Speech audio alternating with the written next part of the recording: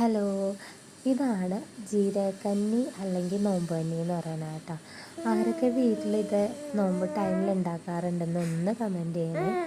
അതേപോലെ തന്നെ ഇതിൻ്റെ റെസിപ്പി വേണ്ടവരും കമൻറ്റ് ചെയ്യുക. വളരെ സിമ്പിളായിട്ട് ഉണ്ടാക്കാൻ പറ്റിയതാണ് കേട്ടോ.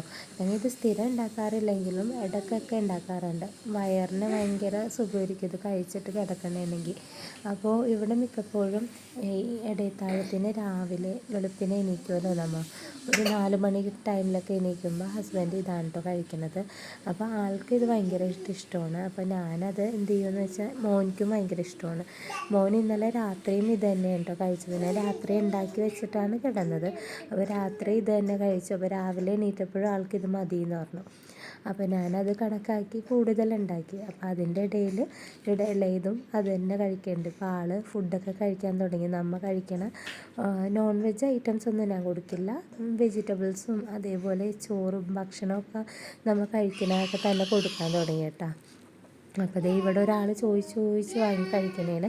പിന്നെ അവൻ്റെ കൂടെ ഇരുന്ന് വീഡിയോസൊക്കെ ഇടയ്ക്ക് കാണും കേട്ടോ. സ്ഥിരമില്ല, എന്നാലും ഇടയ്ക്ക് ഇങ്ങനെ ഇരുന്ന് നല്ല വീഡിയോസ് അവളും എൻജോയ് ചെയ്ത് കാണും. അപ്പോൾ എന്താ കിഡ്സിൻ്റെ വീഡിയോസൊക്കെ ഉണ്ടാവില്ലേ, അങ്ങനെ. അപ്പോൾ ആരെങ്കിലും ഈ നോമ്പ് കഞ്ഞീൻ്റെ റെസിപ്പി വേണ്ടവരുണ്ട്